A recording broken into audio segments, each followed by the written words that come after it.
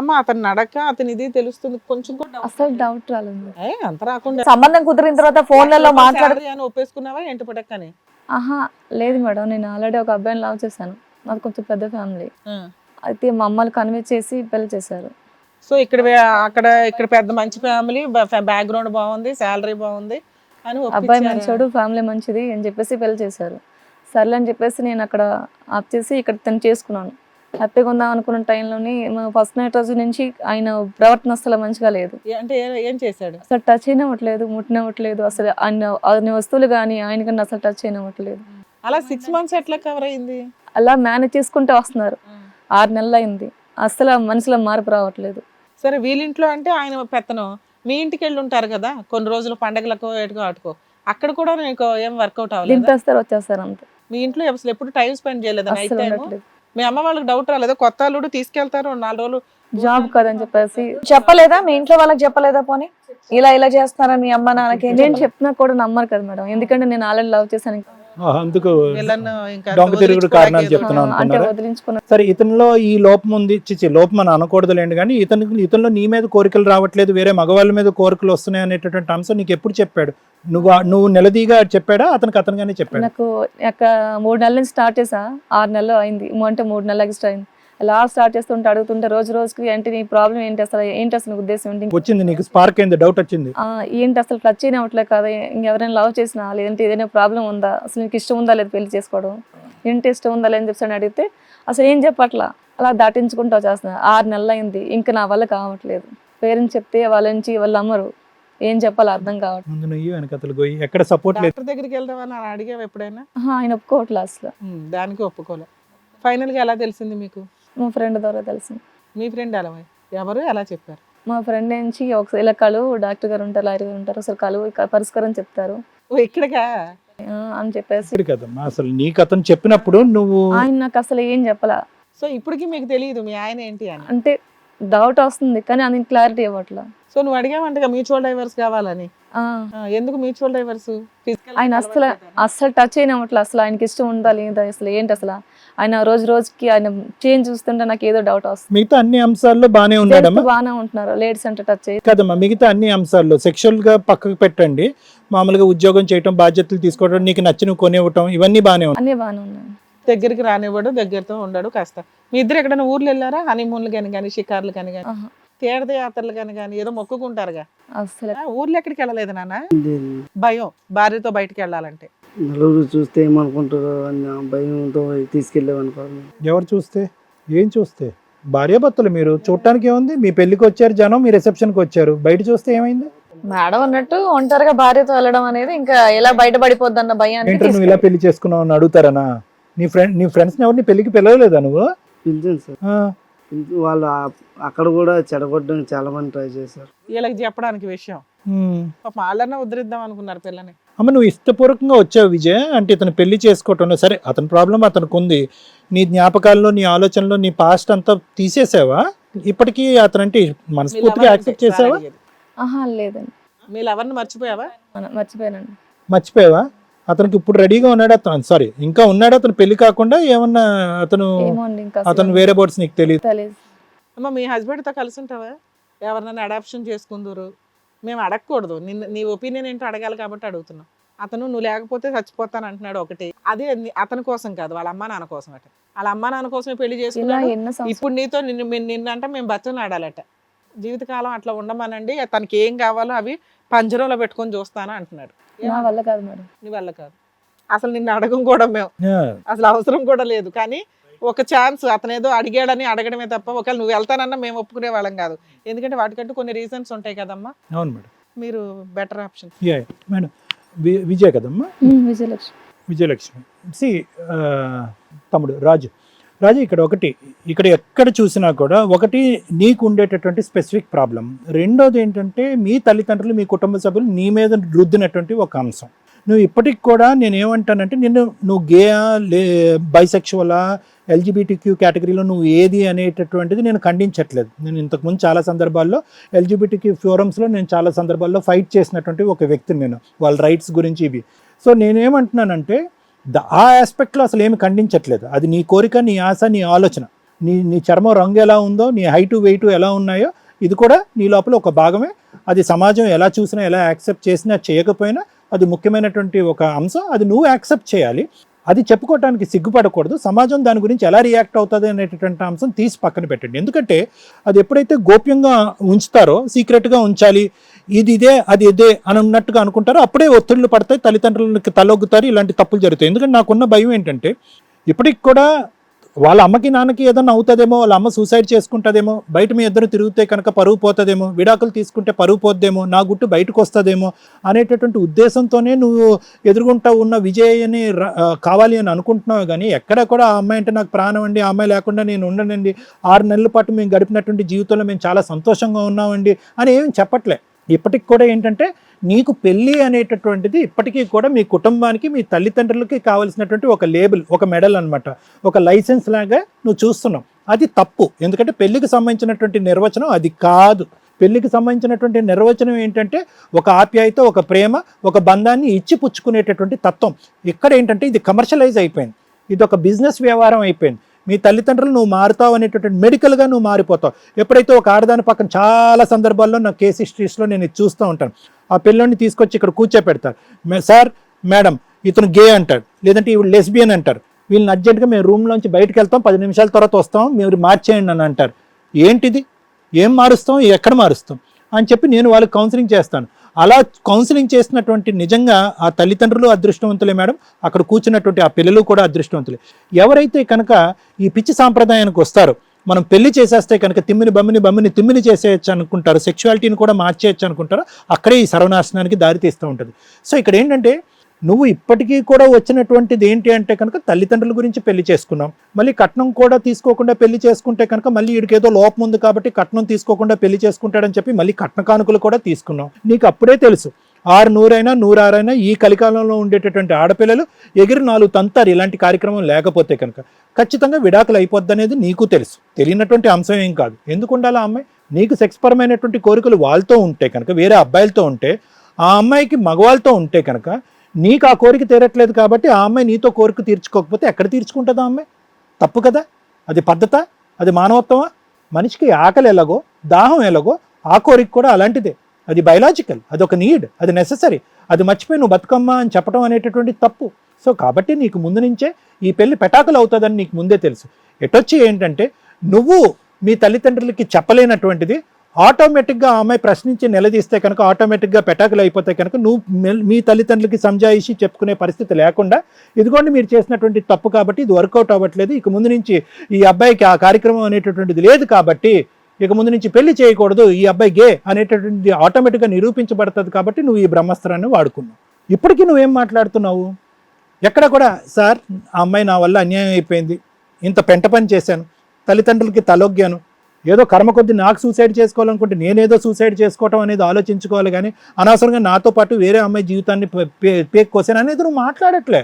ఏమండి సార్ ఏదో విధంగా కట్టుబెట్టేసి ఆ అమ్మాయి కౌన్సిలింగ్ చెప్పేసి ఏదో సంజాయిషి ఏదో దువ్వేసి ఆ అమ్మాయిని నాతో పంపించేసేయండి, లేదంటే ఏమవుతుందంటే లేదంటే మా అమ్మ నాన్న చచ్చిపోతారండి. అంటే పెళ్ళి అయిన తర్వాత ఇప్పటికీ కూడా నువ్వు మాట్లాడేది మీ అమ్మ నాన్న గురించే మాట్లాడుతున్నావు, నీ స్వార్థం గురించే మాట్లాడుతున్నావు. కానీ ఆ అమ్మాయికి ఒక జీవితం ఉంది, ఆ అమ్మాయికి ఒక భవిష్యత్తు ఉంది. ఆల్రెడీ ప్రేమించి ఒక అబ్బాయి కావాలి అని కోరుకున్నటువంటి అమ్మాయి తన మనసును చంపుకుని తలొగ్గి తల్లిదండ్రులతో పాటు వాళ్ళ మాట విని నిన్ను ఇష్టపూర్వకంగా పెళ్లి చేసుకుని నీ పక్కన పడుకున్నటువంటి ఒక అమ్మాయికి నువ్వు చాలా అంటే చాలా అన్యాయం చేస్తావు, చాలా అంటే చాలా అన్యాయం చేస్తావు.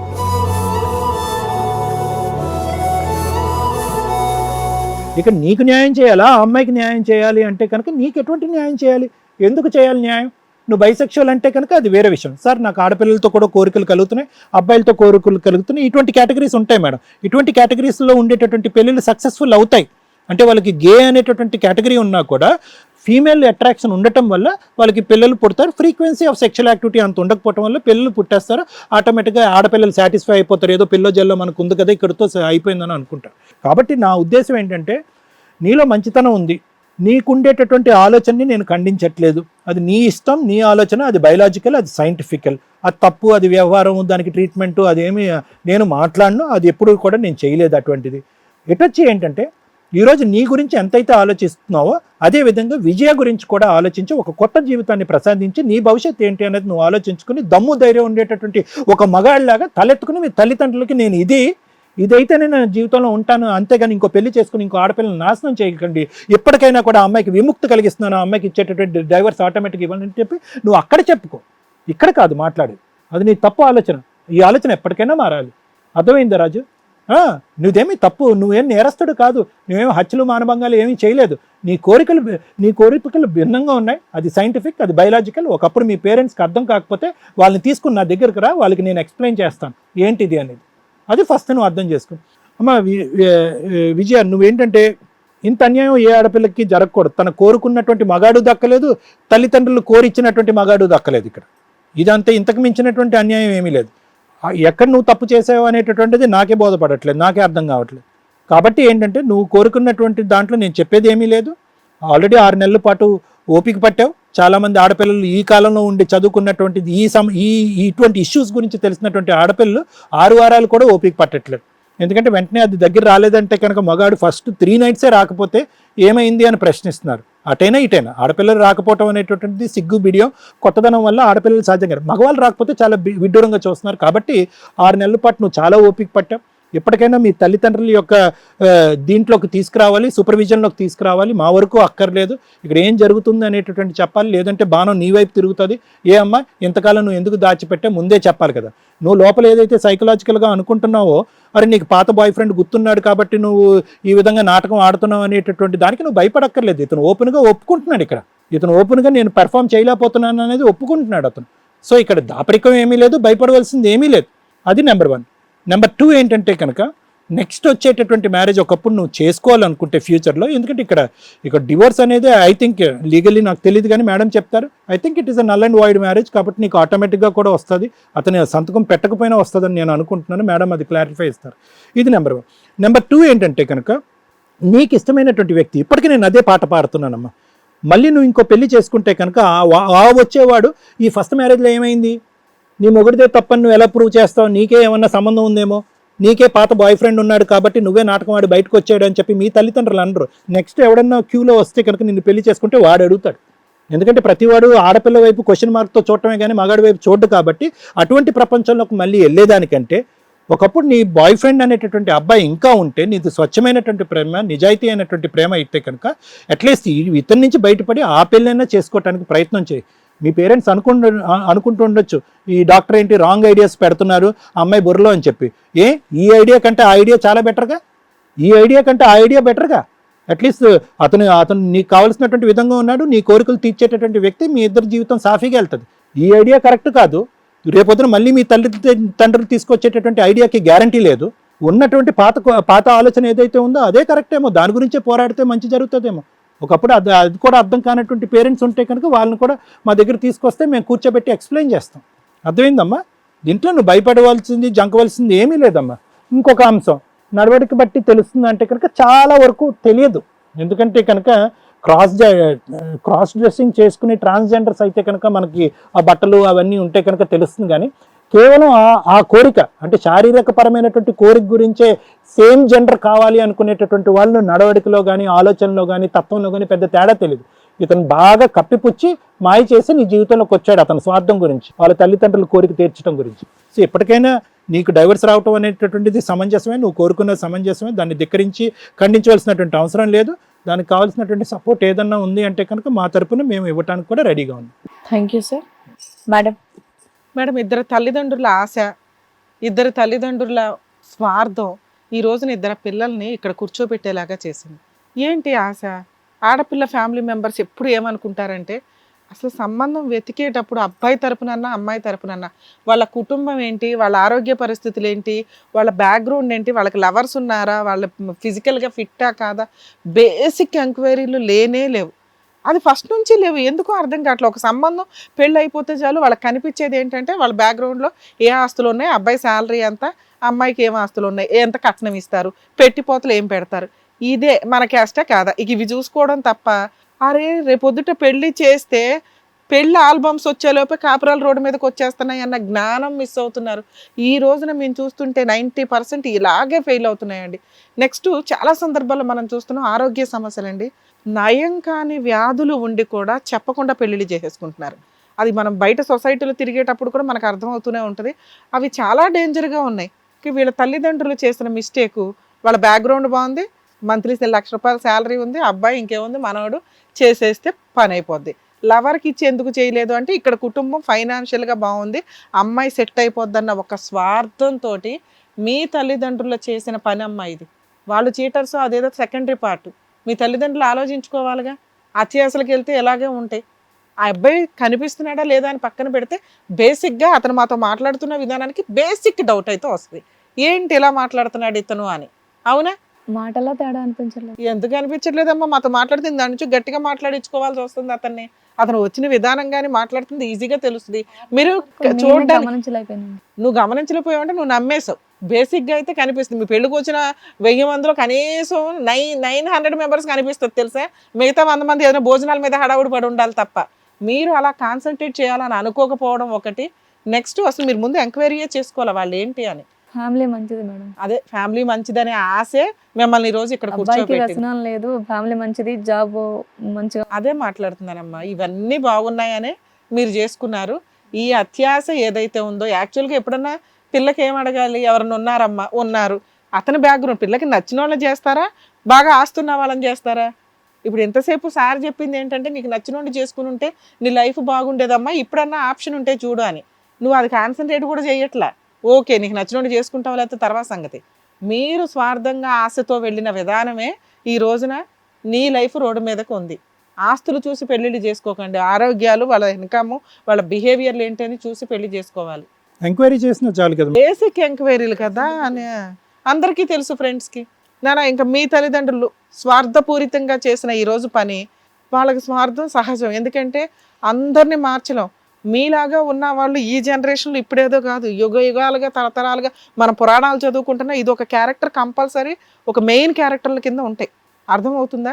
ఇదేమి అద్భుతంగా ఇప్పుడేమి స్పెషల్గా వచ్చిన వాళ్ళు కాదు. ఎక్కడో మరి అవి డాక్టర్ గారు చెప్పారు ఇందాక, జీన్స్ వల్ల దేనివల్ల కొంత చేంజెస్ ఉంటాయి. దానివల్ల మీరు ఈ రకమైన ఆలోచన విధానంతో 99.99% జనాలు నార్మల్గా ఉంటారు. ఈ 0.1% ఎవరైతే ఉన్నారో వాళ్ళు ఇలా. ఇదేమి తప్పు కాదు, మీరు చెయ్యని తప్పు కదా ఇది.